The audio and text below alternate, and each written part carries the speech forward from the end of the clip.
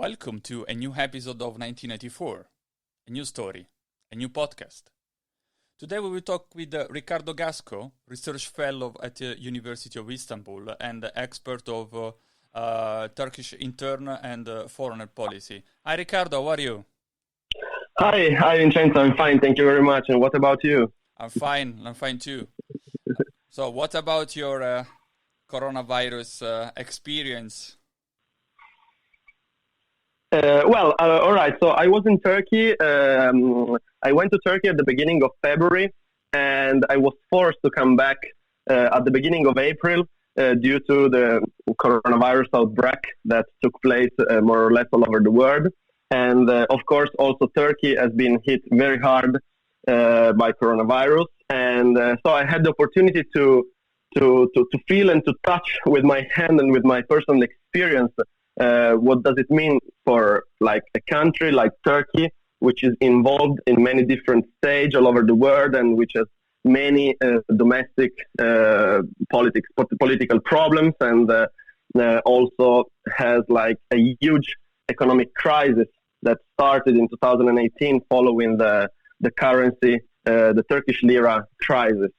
So actually, like it was really interesting to see our country, which is often like see in a bad light in Europe, managed actually, from my personal opinion, very well the coronavirus pandemic. If we compare Turkey with the Western countries such as the United States or United Kingdom or Italy as well, or even Germany and France.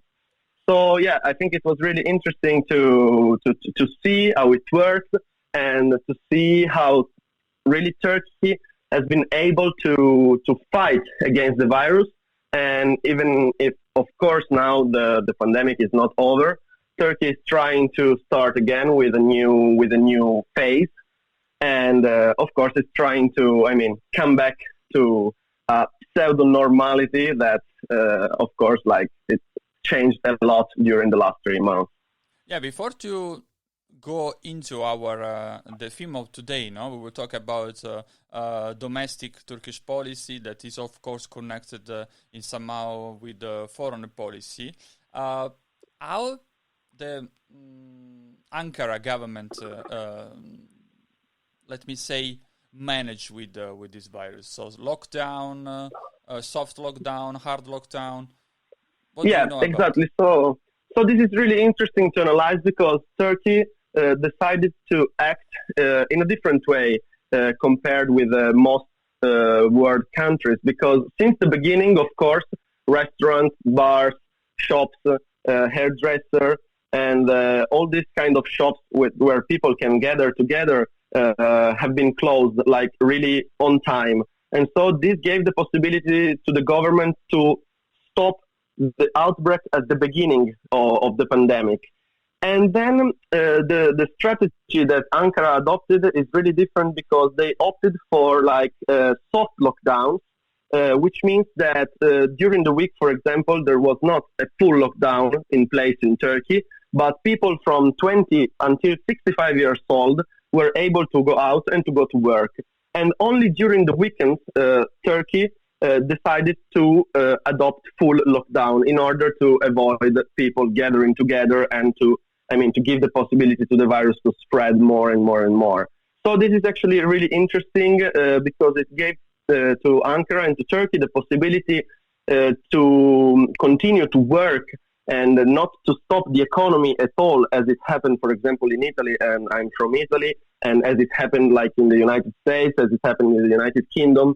And so Turkey, like with this particular strategy that involved partial and full lockdown, has been able to manage the pandemic. When I'm saying manage the pandemic, I mean that if we compare the number at the moment, like in Turkey, there are 185,000 active cases of coronavirus, and the death toll is only 400,000 4,000 deaf people. So, like, if we compare this number and if we see that in the United Kingdom there are 42,000 deaf people, well, we can definitely say that Turkey managed much better than most of the European countries. the pandemic. From your point of view, how realistic are these figures? So, what was the strategy of Ankara? Did they test, let me say, the most part of population, or they just make, like, let me say, random testing? All right. Yeah, this is very interesting as well because, first of all, Ankara had a pandemic plan. A pandemic plan, which means that, like in 2017, a pandemic plan has been released by the government. And in this paper, you can read like all the measures that must be taken in order to avoid the spread of, it was written like a general virus, not of course specific to the coronavirus. So that paper actually gave the possibility to the government to organize like a strategy of full testing and especially like the contact tracing. That means that every people that had a contact with a positive coronavirus person was like checked and controlled by the government. So this gave the possibility to the government to like control the spread of the virus. Of course, there are some gray areas in this. There are some gray areas regarding how Ankara like control the number of the virus because it is centralized in the government. So only the health minister was able to release number about the pandemic. And of course, like due to this, like the medical association, Turkish medical association, like was criticizing a lot the government for this approach because they were saying like numbers are like not real. The real numbers are much more than the one that you're showing. But in the end, like for example, a lot of analysts at the beginning were saying Turkey will not be able to manage the pandemic. It will be a disaster. And after like 2 months now, all the analyses are different than the beginning because everyone is recognizing that Turkey was able to manage the pandemic very well. So of course, like since Turkey is an authoritarian country and Erdogan over the last decade, like really tighten the freedom of expression and the democratic principle. In the end, from this point of view, we cannot say that Turkey was not able to manage the pandemic. So this is, I think, really, really interesting to compare it with the Western countries. Yeah, this is the picture that about today. But as far as we discussed before, no, off of the records, my experience also in Turkish as a researcher at Izmir University, my experience, let me say, was closed few days before the, I don't know if to call like a real or fake COP, the first, let me say, attempt when overnight airports were occupied several years ago. No, what I'm like to ask you, because I'm not an expert of domestic Turkish policy or affairs. Can you provide us with a picture before the COVID? So what does it mean? Let me say, not what does it mean, but what was the situation in Turkish before? All right, yeah. So from a domestic point of view, the political situation was critical. Let me say it was really critical because in 2019, there were the municipal election all over Turkey, and the AKP, which is the Erdogan's party and the government party, lost two of the most important cities. Let me say not the two most important cities in Turkey, which are Ankara and Istanbul. Especially in Ankara, Mansur Yavaş, which is now the mayor, and it is like a CHP mayor, which coming from the main opposition party, was able to win against the AKP candidate. And the same thing happened in Istanbul. But in Istanbul, it was even more critical because the first election were held on the 21st of March, and then they've been cancelled due to some ballot box problem, let's say. That, of course, this was not real. This was just a way trying to repeat the election and give another possibility to the AKP candidate. His name is Binali Yildirim, and he was also the former prime minister of Turkey. So the council, the annulment of the election was put in. It has been put in place in order to give to Binali Yildirim a second chance to win Istanbul municipality. But let me say it is really interesting to talk a bit about Ekrem İmamoğlu, which is now the mayor of Istanbul, and how he managed the electoral campaign. He managed the electoral campaign with a new, super interesting strategy, which is called the radical love strategy. That means that he completely changed the approach to Turkish politics, which is really highly polarized, and tried to talk with everyone with a different and open language. So this gave him the possibility to catch many voters from different sides. Let me say, conservative sides, Muslim sides, as well as minority. For example, Kurdish voters. And this is really extraordinary in Turkish politics, and especially to see how a person like changed the way to approach to politics, no? And of course, after his election, like, it's been really unlucky, let me say, like in a funny way, but after like 6 months, he had to manage one of the most difficult crises that took place all over the world. And this showed how complex it is for an opponent mayor to administrate Istanbul, which is the most important city in Turkey. And this created a lot of problems related to the management of the pandemic, specifically regarding some campaign related to collect money for poor people or outcasted people. And of course, it led to a fight between the Istanbul municipality and the central government of Ankara. So, Riccardo, if I get you right, you want to say that, let me say, the centralized power, so Ankara intentionally put in difficulty the Istanbul administration in order to show that they are not able to administrate the city and then in the future the country, or it was difficult because of course there are few connections between opposition and ruling party? No, let me say, I'm gonna be more clear. Like it was intentionally put in place. Ankara intentionally put in place like this strategy, which wanted to close, like the Istanbul municipality, and not to give the Istanbul municipality the visibility, because Erdogan really fears Ekrem İmamoğlu. And since in 2023 there will be the election, 100 years after the foundation of the republic, and this election will be the most important election in Turkish history. So Ankara didn't want to give visibility to the opponent's municipality. Do you know what I mean? Did you understand what I mean? Of course, I understand. But I have a question.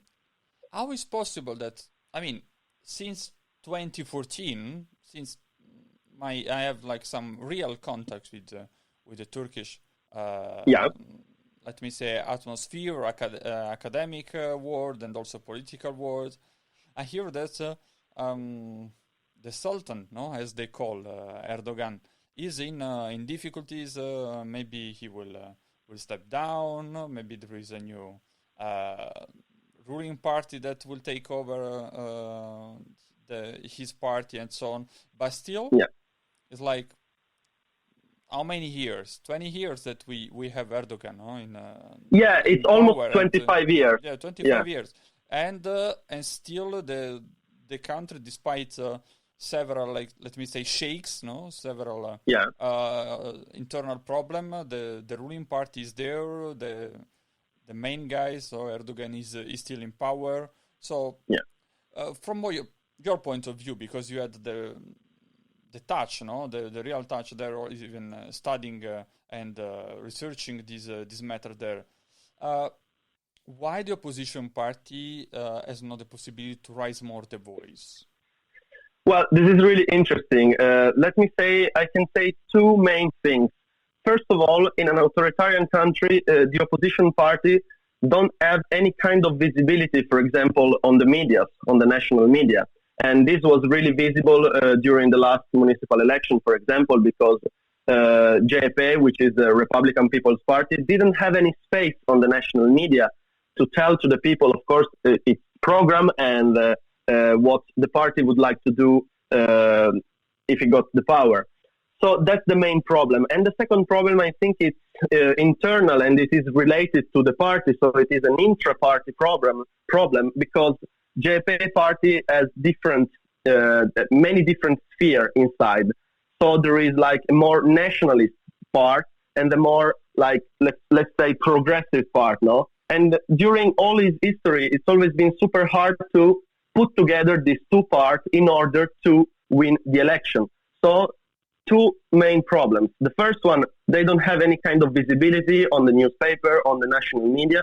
And second problem, they have internal problems. They cannot find an agreement on like one candidate. And this happened all over the last presidential election and even before when Turkey was a parliamentary democracy.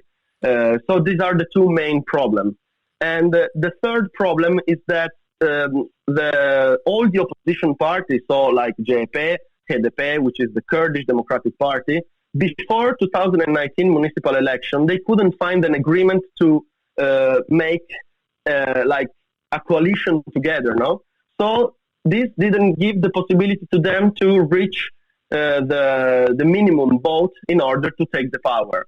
So these are the three main problems according to me. And let me say one thing more, because many people ask me like, since Erdogan, like, we cannot define him as a dictator, of course, because Turkey has anyway a strong, resilient democracy in the country, and this like we saw this very well in the last election. But many people like Erdogan because Erdogan is the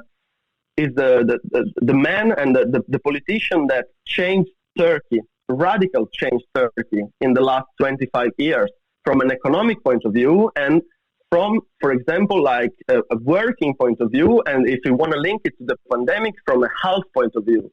Because what Erdogan did in the health sector, like, really changed and renew the health sector especially in the last 10 years. Many people still like him. This is the rhetoric of the last 25 years, by even less, no? The strongman to power. What we are seeing in Europe, no, in European Union, all the nationalistic parties that are taking visibility and then power in somehow. So this is the rhetoric of crisis from my point of view, no. So the strongman that is seen as the savior of the nation, but currently. But it's a long story, it's a long problem. Yeah. But currently, Ankara has another problem. That is the Kurdish. The Kurdish region. No? It's a big issue, especially because with the Syria, let me say, fragmented. No, with rebel, with Russian, let me say, support. So the Kurdish problem, the Kurdish issue is quite a matter for Ankara. So how does it influence the domestic policy?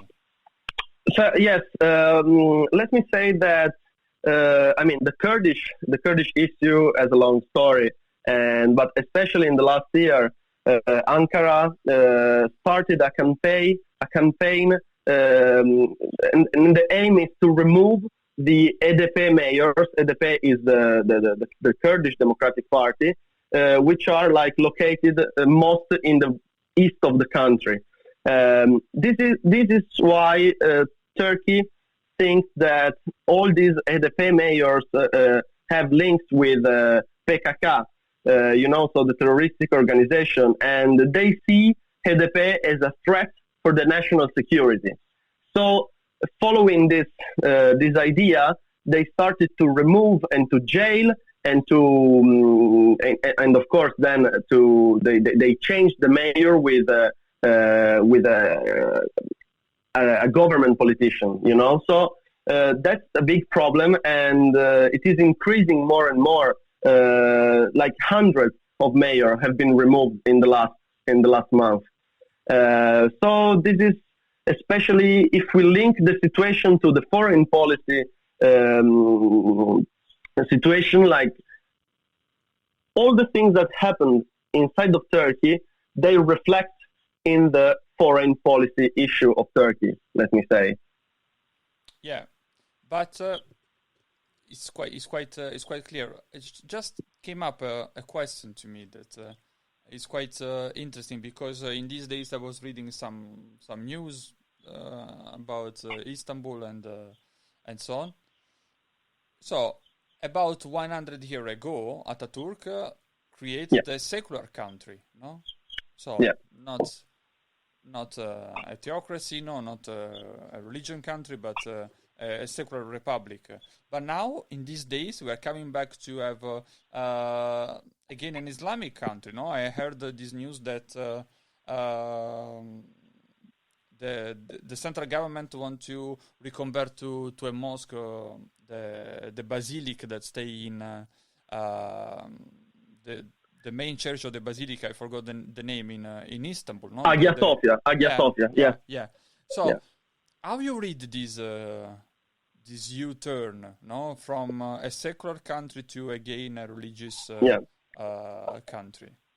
Yeah, specifically, like this fact is really interesting to say that Erdogan is losing his grip on the country. That means that, of course, at the beginning of the pandemic, we assisted like a rally around the flag phenomenon. That means that all the population stay together with his leader, because they think that the leader is the only person that is able to change the situation and to manage it very well. But after a while, Erdogan started to realize that he was losing his grip on the population, on the country. And the last survey shows this picture of Turkey. So Erdogan is losing consensus all over his population, especially among the young people. So he started to point out some new strategies related to simply propaganda, So with this act aim to change Hagia Sophia into a mosque, so giving the possibility to Muslim people to go there and to pray, is a measure aimed to catch voters from the conservative part of Turkey, and also to come back to the Ottomanism. No? So Erdogan wants to become like the new Sultan of Turkey, and is doing all these kind of things in order to gain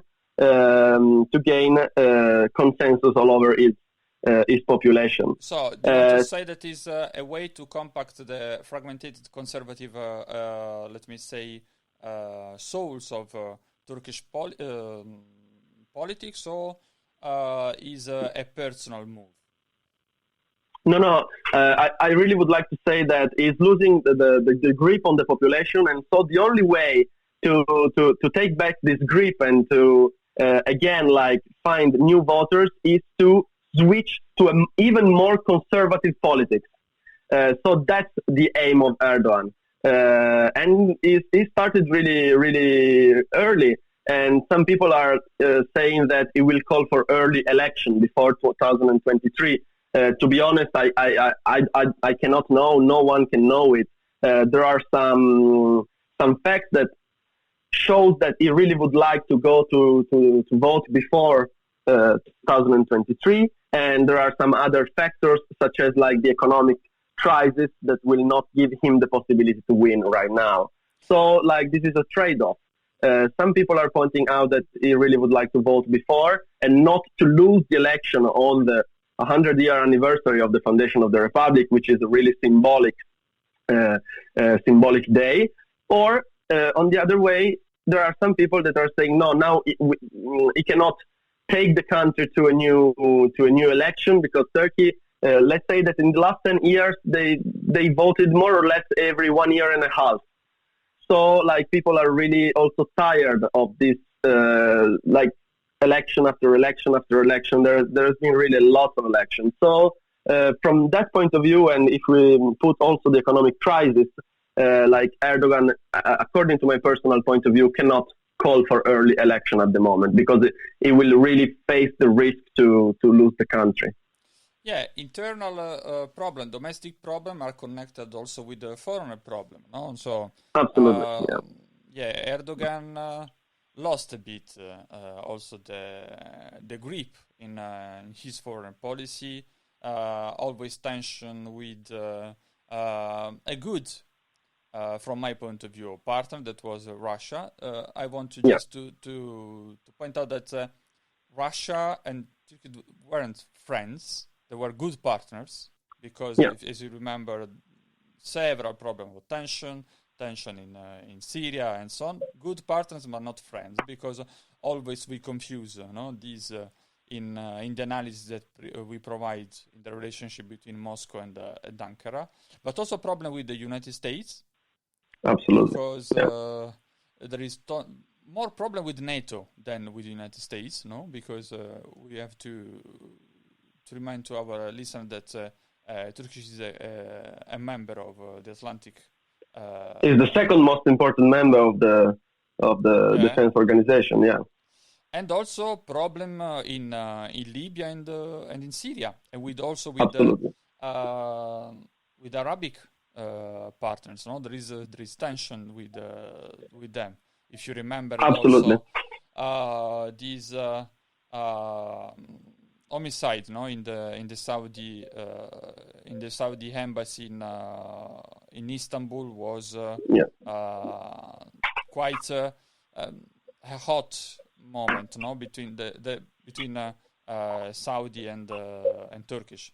Absolutely. So how do you read this situation? No tension in domestic policy, tension in foreign policy.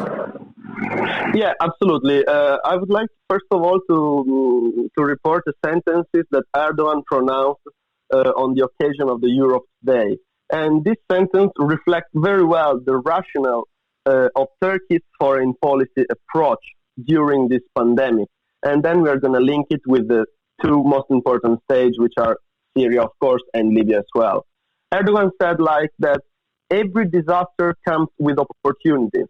And these words are really powerful, because thanks to the coronavirus pandemic, like let's say in a political way, Erdogan has tried to remedy damaged international relations, and as well as to reshape the image of his country globally and regionally. This happened in a time when Turkey's standing has decreased and its regional isolation has intensified. And this is really important to introduce these two most important stages, which is, the first of all, the most important one, I think, is Syria, and the second one is Libya. So if we link the internal and domestic problem with the foreign policies of Turkey, what we can say is that Erdogan is trying to increase his domestic popularity with great action in foreign policy. That means that reaching an outstanding position in the Mediterranean region might give him the possibility to increase his grip and his popularity from a domestic point of view.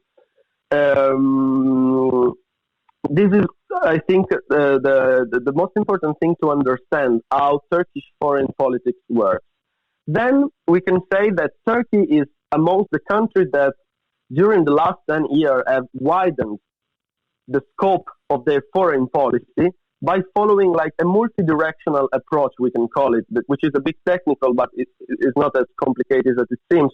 It only means that Turkey is active on a various number of stages all over especially the Mediterranean area, but also in the Horn of Africa, for example. And since I'm Italian, I just would like to say 2 words about the release of Silvia Romano, which was the aid worker kidnapped in Kenya, and then has been released thanks to the MIT, which is like the Turkish secret services. And that was a joint, super important joint cooperation that, from a certain point of view, like enrich and strengthen the Italian and Turkish cooperation. Yeah, but so I think was super important. If I can interrupt you, I think that of course, enrich also the position in Africa of Ankara, from my point of view, and weaken more the position of the, let me say, Italian intelligence or secret services, we can call, because reading some, let me say, some news or some report about this, of course, Somalia and other country, Eritrea, Ethiopia, in the past were like Italian region, no? That were especially in Somalia, no? Somalia and Ethiopia were Italian colonies, so of course, like yes. But the control over Somalia was always like an Italian matter, no? An Italian issue, and lose this control in the area of Mogadishu and so on, despite the hostages was found in Kenya, but this is another story, let me say. But the beginning of the kidnapped and all the matter was in Somalia, and of course the influence of Ankara and let me say this media exposure that Ankara received with this operation, of course, increased the influence in that region. And it's part of the Turkish propaganda machine, let's say. Of course, because it's influenced domestically also. This Riccardo, before to close, just I would like to ask you, like, let me say, a last question, but I do not like to forecast, but of course I read your analysis, wonderful article, wonderful analysis over the domestic policy of Turkey and also other issue that I recommend to all Italian readers. What you can say from my point of view? Let me begin with my point of view. I see a country divided in two.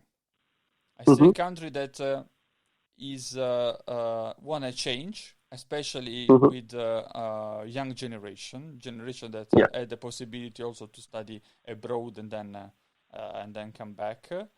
And I see a conservative hardcore, of these old, let me say, people, conservative, nationalistic, that who like to keep the status quo. So from your point of view, in a few years, let me say, or in the near future, what's the destiny of Turkish Republic? So it's always really hard to make provision about like our country will move on different issues. But from my personal point of view, what I see is that Turkey is going towards two possibilities. And these two possibilities are both related to Erdogan's future.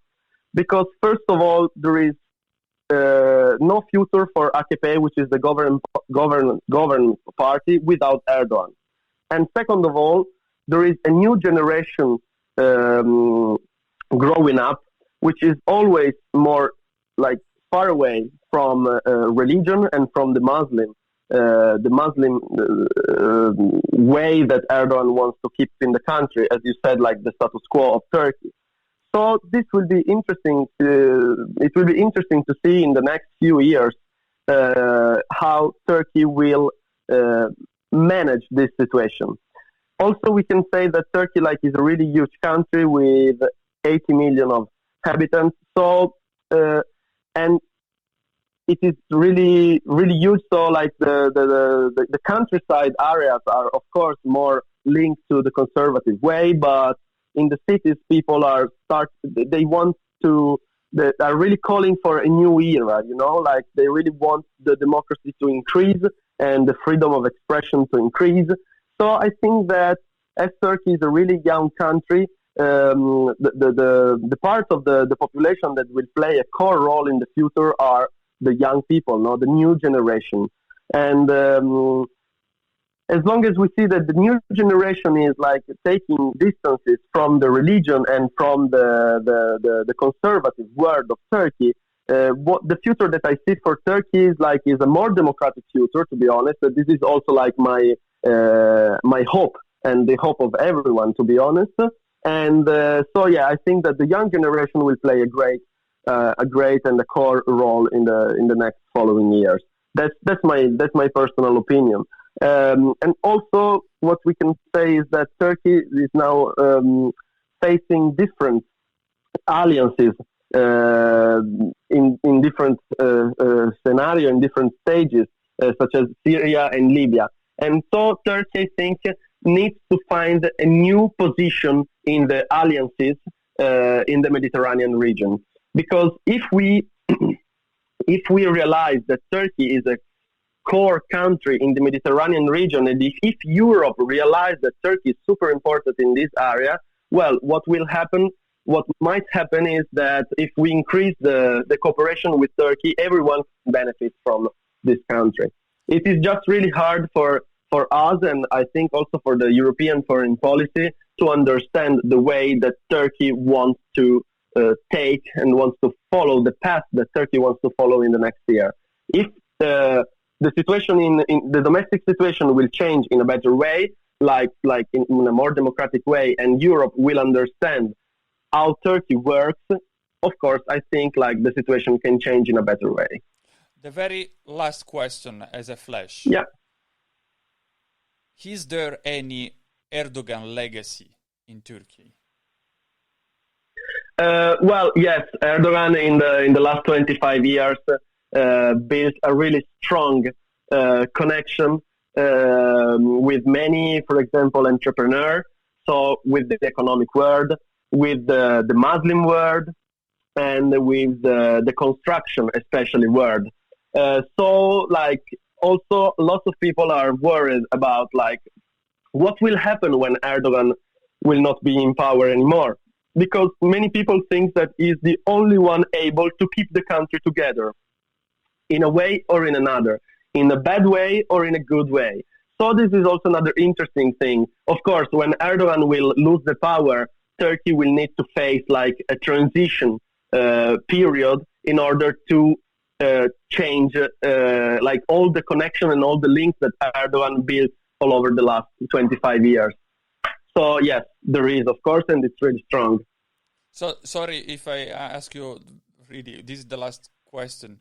So no problem, absolutely. After because you inspired me this question. So there is a risk of balkanization. So pardon? Tito, there is a risk of balkanization, or as I call during my international relations classes, Tito's syndrome. What happened after the death of Tito in the former Yugoslavia? No, is there any risk of this? Yeah, I think that this risk is tangible because, and we saw this with the aid diplomacy that Turkey put in place following the coronavirus outbreak. Because of course, since as we talked before, Turkey had some tension with Europe at the beginning of the pandemic. Turkey stepped towards looking like to Balkanist country, no? So this risk is really tangible. And again, I think it's interest of Europe not to make this happen and to like link together all these countries and not give to Turkey the possibility to look towards Balkans more than towards like Western countries.